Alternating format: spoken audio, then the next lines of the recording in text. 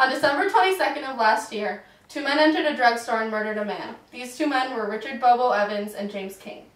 Two of the conspirators will testify to their understanding of this fact. The man who was to enter the store and check it out is sitting at the other table. His name is Steve Harmon. You're gonna have to believe in yourself. You're gonna convince the jury that you're innocent. And I don't have any money. In this case, we will show that the evidence that the state will produce is seriously flawed. We will show not only that there is room for reasonable doubt, and you will hear more about that idea at the end of this trial, but that the doubt that Steve Harmon has committed a crime, any crime at all, is overwhelming. He is innocent until proven guilty. Thank you. And I also do not have any money. Good morning, ladies and gentlemen. My name is Asa Briggs, and I will be defending Mr. King. You'll soon see that her key witnesses are among the most selfish, heartless people imaginable. Judge, what they bring up on the witness stand is just verdict. I'm on until 9, so in the afternoon I usually get a quick bite to eat. When I left that afternoon, everything was okay. What time did you leave the drugstore? About 4:30 maybe. And what did you discover on your return?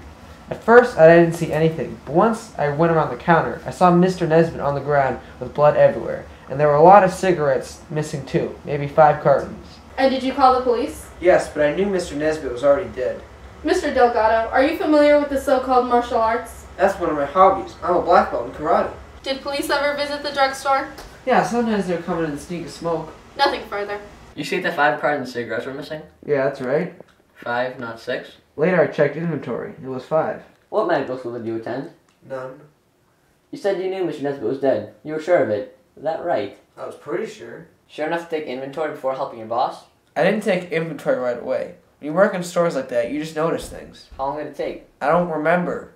Nothing further. No questions and still no money. Mr. Bolden, have you ever been arrested? Yeah, for B&E and possession with intent. Possession is obviously drugs, and the intent to distribute. Can you tell the jury what B&E means? Breaking and entering. And what were you in for when you spoke to Mr. Zinzi? Assault. But the charges were dropped? Yeah, man, they were dropped. Can you tell us about the conversation between you and Mr. Zinzi? I got some cigarettes from a guy who told me he was on a drugstore robbery up on Malcolm X Boulevard.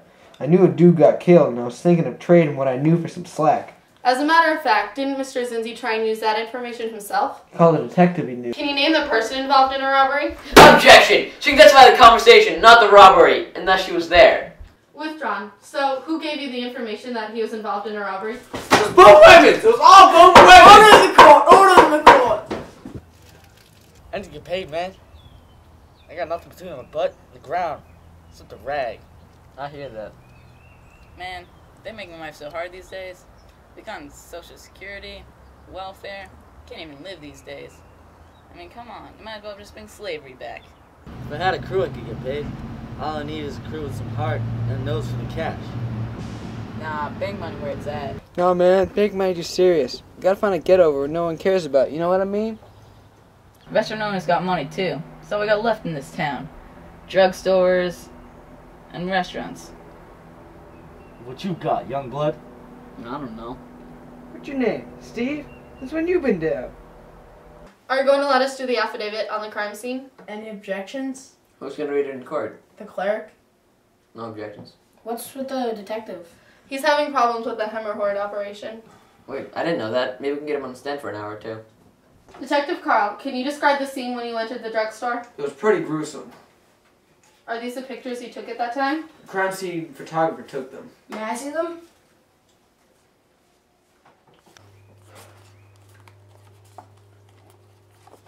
Detective Carl, when you noticed the body, did you find that there are any signs of life in the victim? No, but I called the emergency medical service, which is the standard procedure. And you noted the open cash register. That's correct. And at the time I asked the clerk, was there anything else missing? Often in these cases, you might find some cough medicine missing, or some attempt to open a restricted drugs case. There is a market for drugs of any kind. Did you look for any clues? And did you find any? We searched for other clues, but we actually didn't find anything. Eventually, you began questioning suspects. How did you come across them? We questioned a number of people, but then we got a tip from a person who knew what happened to the cigarettes. And that would be Mr. Zinzi? Correct. He told us about Mr. Bolden. Mr. Bolden told us about Mr. King and Mr. Evans. Did you talk to Mr. King? To Mr. King and some of his associates.